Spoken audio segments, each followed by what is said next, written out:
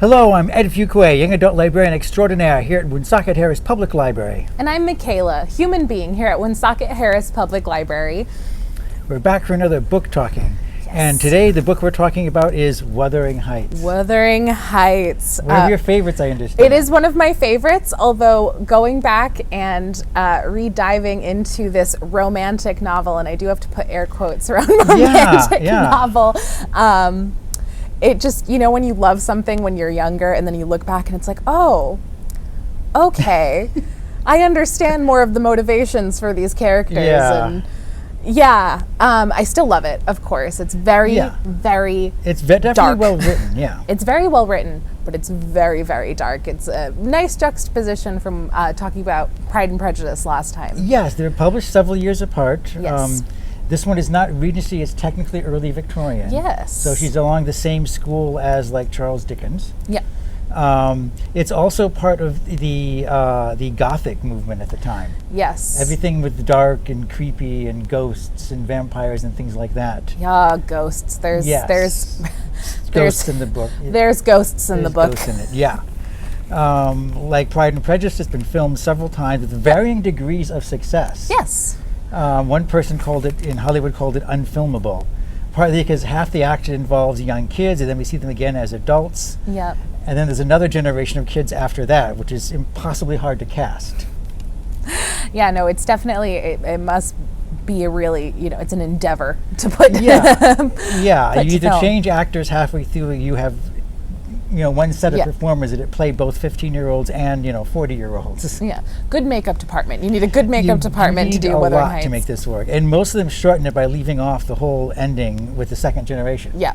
Oh, I've seen a couple film adaptations that just leave it off. They just chop it off entirely, or at least dilute it. So it is written by Emily Bronte. Yes, one of the Bronte sisters. Yes, the Bronte brood of artistic geniuses, of brooding artistic geniuses. Yes, a whole family of brooding artistic geniuses. They're an amazing group. Emily, who wrote Wuthering Heights, Charlotte Bronte, who wrote Jane Eyre, and Anne also wrote a couple of books whose names I can't remember because her books are so ignored and forgotten about. She's the forgotten the forgotten Bronte sister. But yeah, she wrote several short books and several poems as well, but all of their works put together, very, very depressing. Incredibly depressing. And they had lives that were mostly depressing too. They were very poor. Their education was spotty at best. Oh yeah, they had a brother who was a painter. I did not know they had a brother. Bramwell, their brother, was a painter. He was a pretty good one. Okay. Although he became addicted to alcohol and laudanum and came to a bad end. That sounds very on brand for most painters. It's very much so, particularly for a member of the Bronte family. Yep. Because of their spotty education, they spent all their time reading books, reading everything they could get their hands on, so they're extremely well read, a very erudite clan. And because this is the days before the internet, they made their own entertainment. They would write plays and perform them for their father. So they would write their own plays. They already had this whole body of work that was just for themselves, so, fanfic kind of things. You had to entertain yourself. It was either that or just stare at the fireplace for 8 hours a day, Yeah, and at some point they hit on the idea of getting stuff actually published to a real audience. Mm-hmm. And they did, published under a pseudonym, of course, so no one would know it was a female, particularly a young female, because they all died young. Yeah, they all have very short, very tragic lives. Yeah, they all died by the time before they were 40. So they all died usually in their late 20s or early 30s, the entire family. Yep. Well, that was also, not crazy uncommon of that time period. Going out in the moors and getting rained on and getting pneumonia was exactly the kind of things that Emily and Charlotte did apparently all the time. Well, especially you're running through the moors, a small cut is a death sentence, They were raised in very isolated, desolate countryside, which definitely Wuthering Heights captures tremendously well. The landscape is a character in the book. There's no question about that. Oh, absolutely. Yeah. The Moors are just as much a character as any of the others. And, you feel that isolation, and the very few characters that are within this book, you don't really branch out. There's not really these little aside characters. It's just the core It's cast. just these people, all alone in this, huge, empty wilderness. some Hollywood producers try to actually film with more picturesque backgrounds. And like, no, there's nothing picturesque about this. No, it's empty. It's cold. Yeah. The wind is howling. The bleakness of it is so important to the plot. Yeah. That there's no way to get around that. Now, at the time these came out, like I said, Anne, I honestly haven't researched her very much. Her work is almost entirely unknown. She did write about someone who tragically killed an alcoholic who killed himself, very much like her brother. Not suicide per se, but just drank himself to death. Yeah. Jane Eyre by Charlotte Bronte was, some of the critics did not like it. They were kind of harsh with it. As someone who has gone through the education system and read Jane Eyre, I love novels from this era. Jane Eyre was never one of my favorites. It's still very well written and beautiful language, but it's another one of those romances. Well, because there were no jobs available for women. At one point, both Emily and Charlotte had to become governesses for a while, and they hated it. I mean, if they wanted kids, they would have, had some of their own. Yeah. Like Jane Austen, all of them were single and never had kids. Yeah. Hey, that's the artist's life. Absolutely. I mean, if they were rearing children, they wouldn't have had time to write novels like this. Exactly. They were busy. So when Emily wrote Wuthering Heights, the critics savaged it. Well, they were horrified by the horrible things that happened in the book. And they were horrified before knowing a young girl had written it, essentially. Well, where Pride and Prejudice was very much like this very flowery, sparkly bubble about England, this was just like, here, okay, that's what's happening out in the country. Over here in the moors, horrible things are happening. Let's look at these horrible characters. There's very... I mean, we were briefly discussing the book before we started talking, and we were talking, but there's barely any redeemable characters. There's no good people in Wuthering Heights. They're all varying shades of horrible. Yeah, I would say maybe the servants have some varying degrees of, redeemable qualities, and the children, of course. Yeah. It's interesting because Nellie, who's a servant who's there for almost the entire book in various stages, and Lockwood, the tenant who rents the place, and his story is told in flashback. Lockwood and Nellie narrate the entire story, and there's a lot of question, are they actually reliable narrators? I feel as if Nellie would be, because she had been there for the majority of the main characters. She saw almost all of it. She saw all of it. She was present for all of it. She is giving a first-hand account, and she's the servant, so of course she would know everything that was going on. Lockwood is a less reliable, source. He's just kind of... He's a little more self-absorbed. He's not really... Although he's learning all this about these characters, he's more like... just kind of stuffy and, what's happening to me right now? Yes. All the Bronte sisters are obsessed with Byronic heroes. Yes. Lord Byron had just passed away when they started writing. He was a huge influence on them. Rochester and Jane Eyre is another branch of the Byronic hero. I wanted to be a Byronic hero when I grew up when I was a kid. Yeah, that was my goal in life, but I didn't make it. Didn't make it this close. I know. I don't know whether it's a lack of brooding sexuality or, dark qualities or alcoholism, but whatever it was, it's got to be, you just don't have enough negative traits. Probably. I'm sorry, you're too good. You're too good, Ed. But it's, and Heathcliff definitely feels like he definitely has the brooding down. They personified that kind of Byronic hero. In many ways better than Byron or did himself in his life or his works. It's the sexy vileness. This was once voted the #1 greatest love story of all time, which floors me. It's appalling. It's because it's not a love story. It's basically a gothic horror story. It feels like the antithesis of a love story. It's just not. It's an anti-love story, because love in a romance story, romance and being in love is ultimately seen as a positive thing, even if it leads to tragedy, like Romeo and Juliet, for example. It's at least seen as being a positive emotion. Love does nothing but torture and kill people in this book. Yeah. Oh yeah. No, love is the reason for all of this pain. It's just how very Bronte. Yeah, absolutely.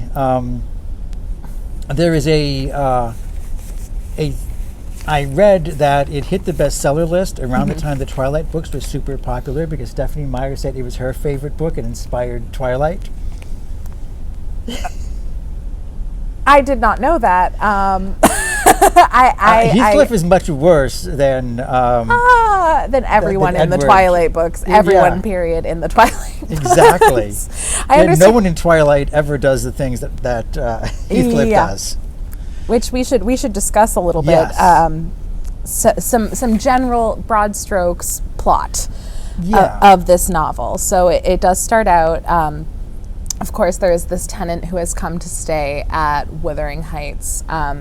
And Wuthering Heights, which was once a very grand house out in the moors. Of course, it's in the middle of nowhere. Middle of nowhere has kind of fallen into dank disrepair. Hopefully you got a good price on it. He did get a really good price on it. Just winning at gambling. It's run by Old Man Heathcliff. Yeah. And as we said, most of this story is told through flashback. Yeah. And I just, Old Man Heathcliff, he's horrible. Heathcliff, of course, if you cut to flashback, he is this young, and they describe him as, he looks very foreign. They call him a gypsy. Yeah. He's described as dark. Dark. Yeah. He has darker skin, which, of course, out in No Sun, England, is very, very, very rare. So he certainly stands out in the crowd. He is an orphan who, is brought home to Wuthering Heights by Mr. Earnshaw, who is the father of Cathy and Hindley, to raise this young orphan along with his children, which was kind of unheard of at the time. Yeah, there's a theory that maybe it was his bastard son. Yeah, that's something that's talked about through the book, that, it's supposed that that Heathcliff is his bastard son, and then of course you've got sibling rivalry. Hindley hates Heathcliff from literally the second that he laid eyes on him. Absolutely, it's just devotes himself to making Heathcliff miserable. Yep. No, that's his one goal. That's his goal in life. That is his goal in life. This is somebody who has come in, who has taken the affection of my father, and Hindley essentially feels replaced as the son in the family. So he does horrible things to Heathcliff. He's constantly fighting with Heathcliff. Yep. It's just it's nonstop barrage of abuse to poor Heathcliff. And of course, Cathy, who is not terrible to Heathcliff, also kind of falls victim to some of those abuses, definitely not all of them. And then when Hindley is sent away to school, of course, Heathcliff and Cathy, they spend their days together roaming the moors, becoming best friends. They're raised like siblings. And of course, by the time they hit puberty, they're instantaneously just, the love interest of each other, even though they're raised as siblings, which is just... Yeah. I know it wasn't uncommon at that time. Things like that happened. In Frankenstein by Mary Shelley, Victor and the woman that he would come to marry were also raised together in the same household. Yeah, no, so it wasn't uncommon, but the idea that it possibly could have been her father's bastard son, that's when it gets a little bit into the uncomfortable territory. The dad would mention that if that were true. He never does, nor never explains why he shows up with his kid in tow. No, it's just... It's like bringing home a stray cat. It's just kind of like, oh, this lives here now. But so they are raised together, they get closer, they live relatively, great life on the moors. They're just having a good time until Mr. Earnshaw passes away. And then everything passes to horrible Hindley. Yes. Who, of course, comes home with his pregnant wife and and goes right back to treating Heathcliff like a servant. Heathcliff kind of undergoes all these abuses by Hindley. He wants to leave, but Cathy is kind of the only thing keeping him there. They are going to run away together, and of course the night they're going to run away, they run by the manor of their only neighbors within spitting distance, and Cathy is attacked by a dog, and Heathcliff just runs away. He leaves her. I never understood that. I understand you might get yelled at, you might get in trouble, yes, but this is the girl you love, and she's being attacked by an animal. It's a bizarre scene. It's a really bizarre scene. So, of course, them being a well-to-do family that sicked this dog out in the yard, they are, of course, you must stay here. You're a gentleman's daughter. Yes. You must heal here. So they are taken in by the Lintons, which are a brother and sister. It is Isabella and Edgar are the Lintons. So Kathy is there, and she kind of learns a little bit about being refined, is trapped in this kind of like gilded cage with these people, and kind of, starts to like the comforts of society, something that Heathcliff cannot offer her, as he has nothing. Yeah, race and class are two really big components of the book. Absolutely huge. Yeah, and so she's, Emily is very brutal about the effects of race and class on people. Oh, absolutely. Heathcliff has nothing to offer her, and she gets a taste of the life of comfort. Yeah. And even though she loves this person, it's just kind of, she puts her needs before Heathcliff's. And it is a selfish choice, but it doesn't necessarily mean it's the wrong choice for Kathy in that moment. Yeah. So Kathy starts, being courted by the brother, Edgar Linton, and Heathcliff, of course, gets super upset and has to run away and throw a hissy fit about it. Although he is being abused, so you understand. It's not a good situation. It was a very scandalous book because she's like running around the moors with her lover. Which was never done. Never, ever done. It's absolutely, I imagine in the time it would have been like, this book should be banned. It's just, going to give young ladies the wrong idea. Yep. So Heathcliff goes away, and she does not hear from him for 3 years. Yep. Which is an insane amount of time to be courting in this time period. Yeah. After 3 years, she kind of accepts she'll never see Heathcliff again. She marries Edgar Linton.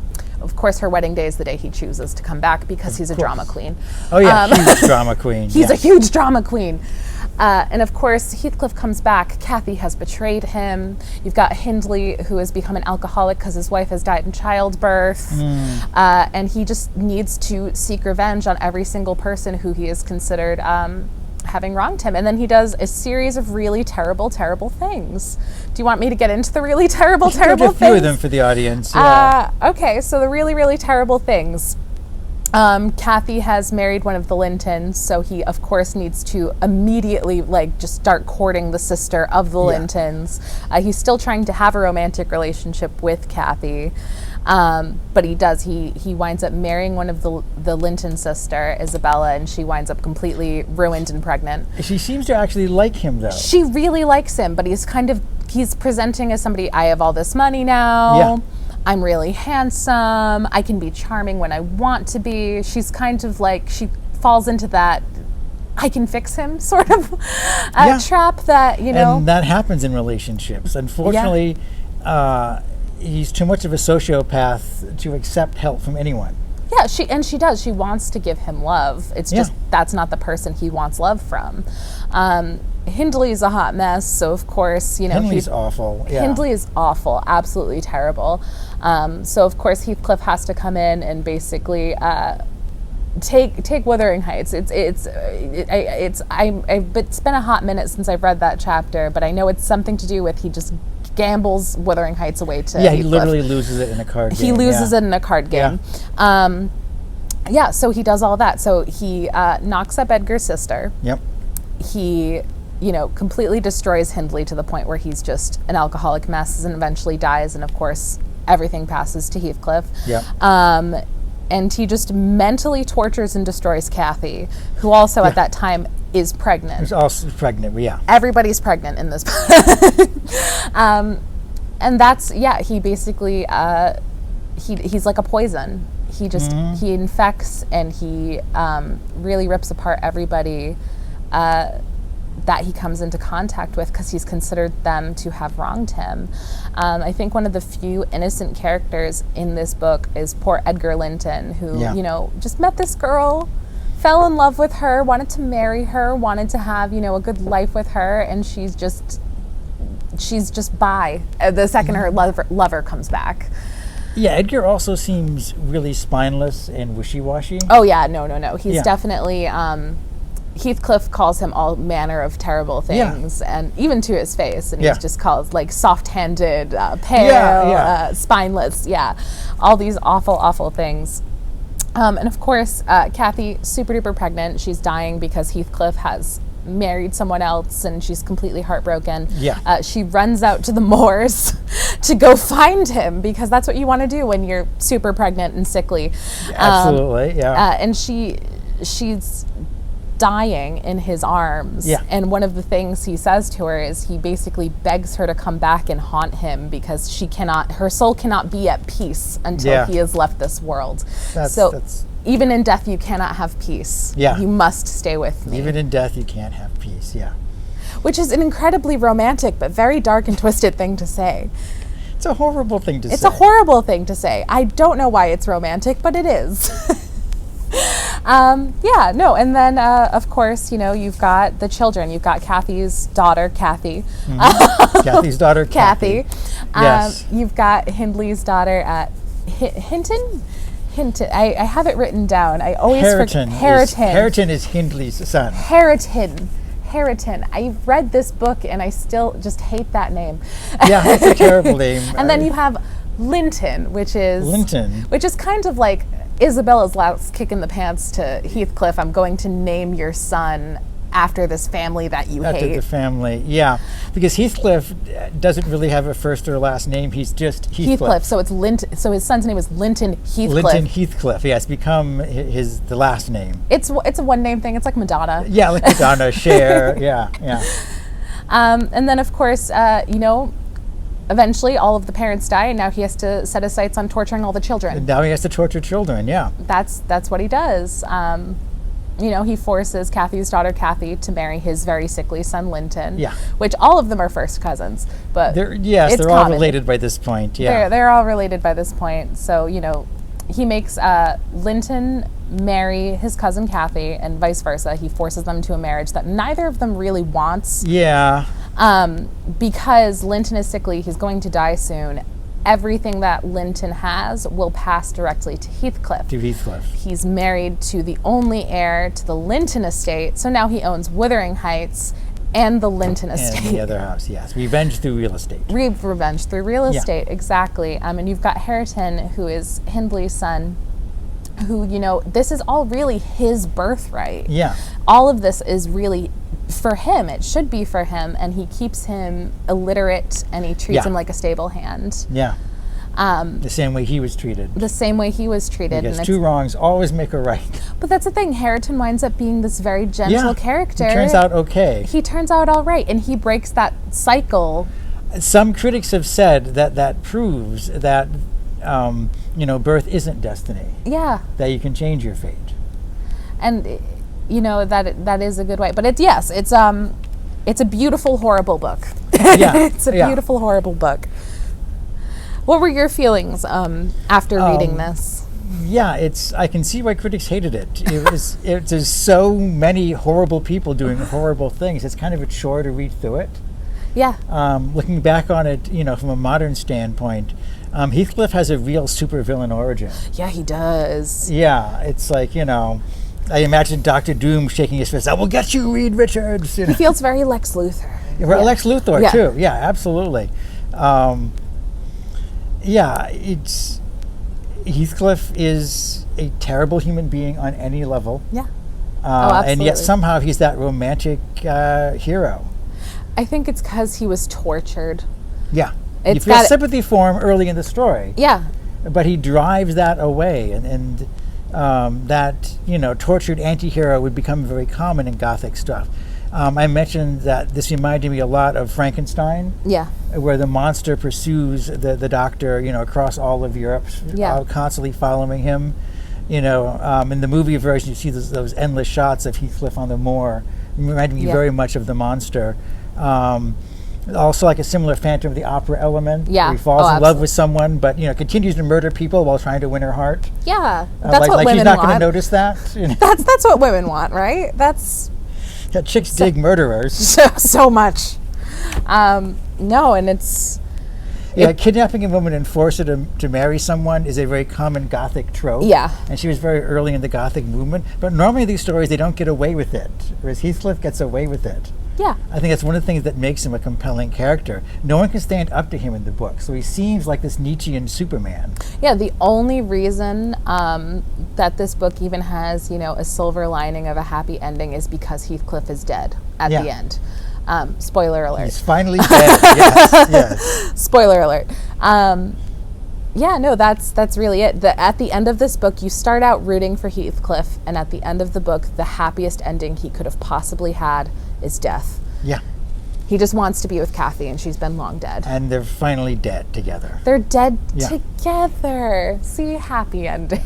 I can see how tropes from this book became like so popular, and they also she borrowed from things that came before her, and was inspirational for things after her. Oh, all artists steal. Yeah, I was also reminded of the Count of Monte Cristo. Yes. Edmond Dante's. We see everything through his eyes. He has a perfect reason for wanting revenge, and we're really rooting for him. After a while, it's like going, "No, just stop, okay? You've ruined enough lives." When he has the daughter of one of his enemies captured by Barbary pirates just so he can buy her off a slave market in North Africa, I'm like, yeah, a tad too far, I think. Just a smidgen. Just a smidgen. Yeah, so at some point you stop caring for him. Then you wind up with a story without a hero, a protagonist that's, it's tricky. It reminds me very much in structure, not at all in plot, but kind of like Into the Woods. If you stopped Into the Woods right at the intermission, it's a very happy story. And there are versions that do. There's a version for children that literally stops it at the intermission. Yes, but if you stay for Act 2, if you stay for the last half, it's all downhill from here. And that's what this book kind of is. It's just, it's the happy ending would have been it ends at Kathy's death. Yeah. And that's, that says volumes on its own. Well, Heathcliff, leaves. He's the only character that actually leaves. Yeah. And he goes away for 3 years and comes back rich, kind of like, Gatsby. Yeah. He suddenly shows up with a mysterious source of wealth. So he's proven he doesn't need anyone. Yeah. He's totally self-sufficient. Whatever it was he was doing to earn money was very successful. I think he says he earned his money preying on the weakness of other men. Yeah.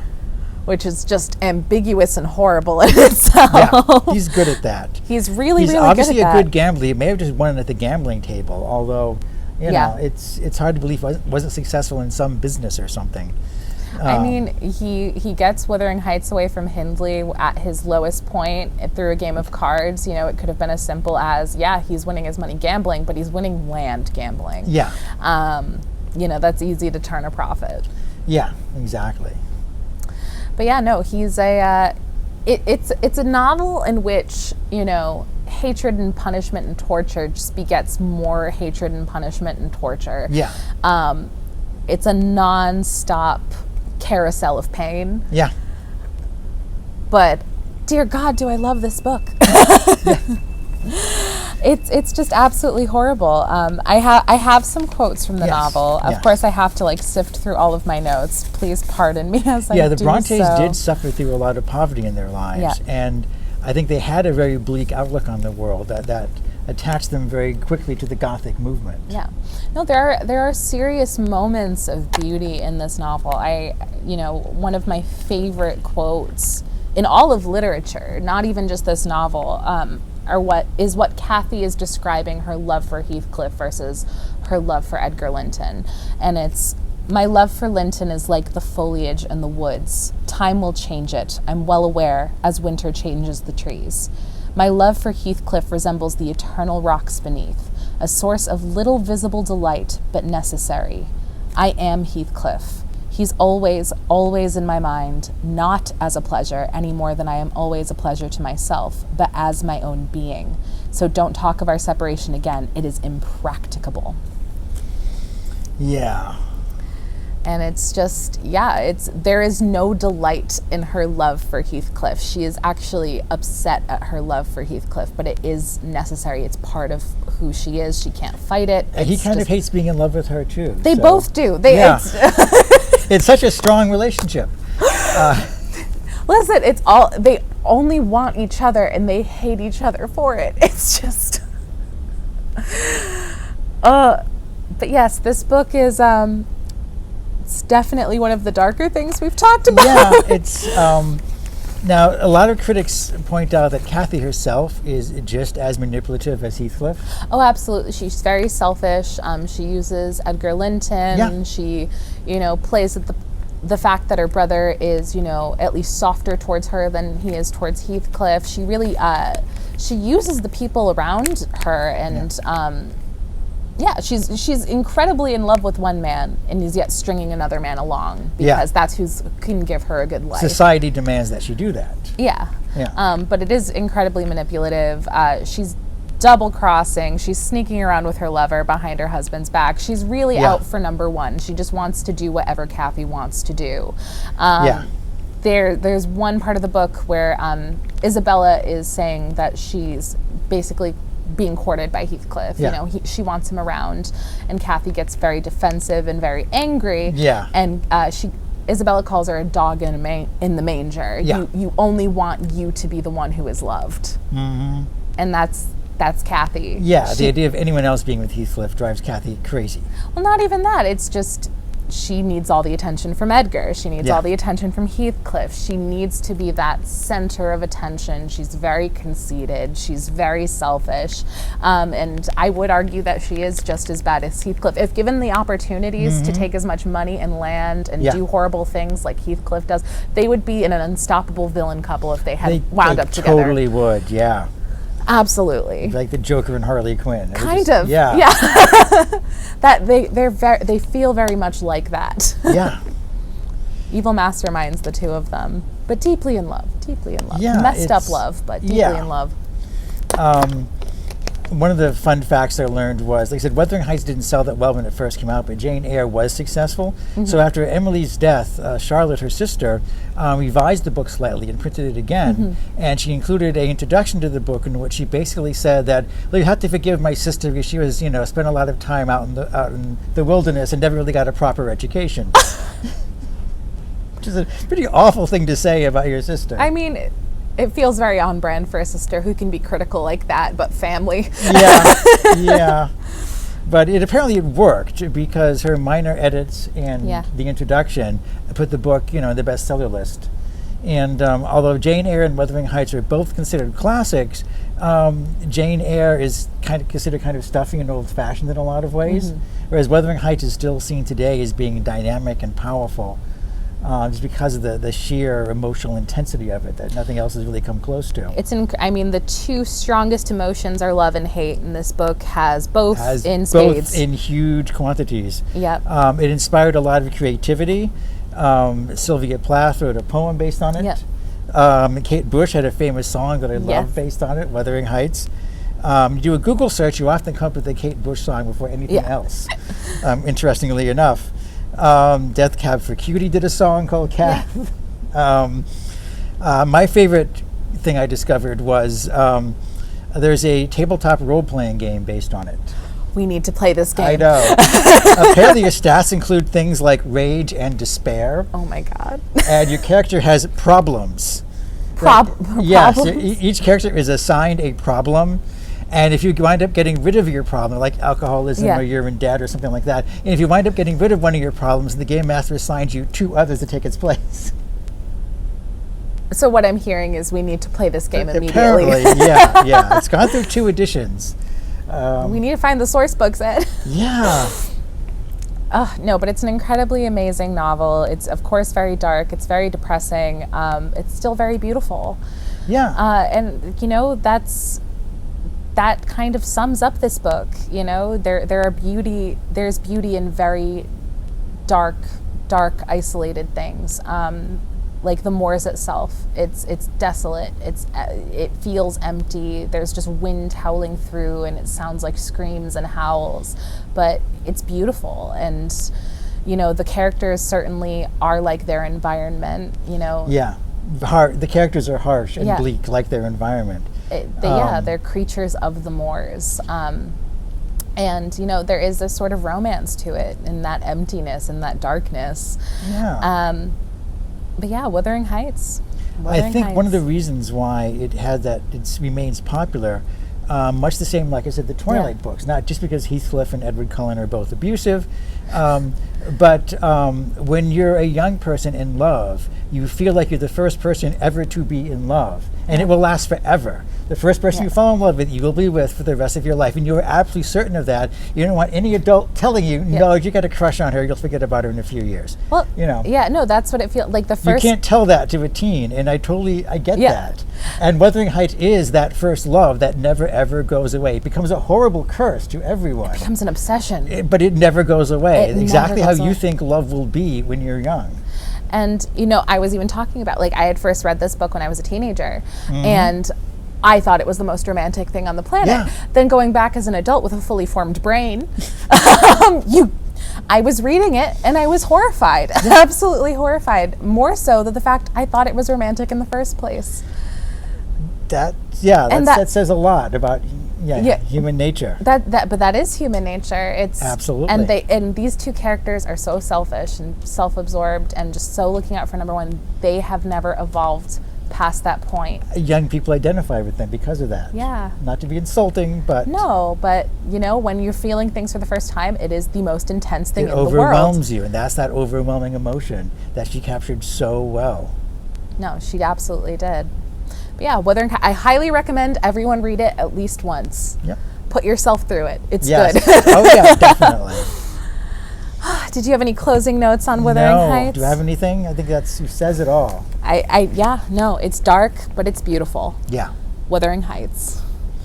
All right, so that has been Book Talking. We'll see you again next week. Until then, I have been Ed. I have been Michaela. Take care of yourself and be safe. Be happy, be healthy. Bye.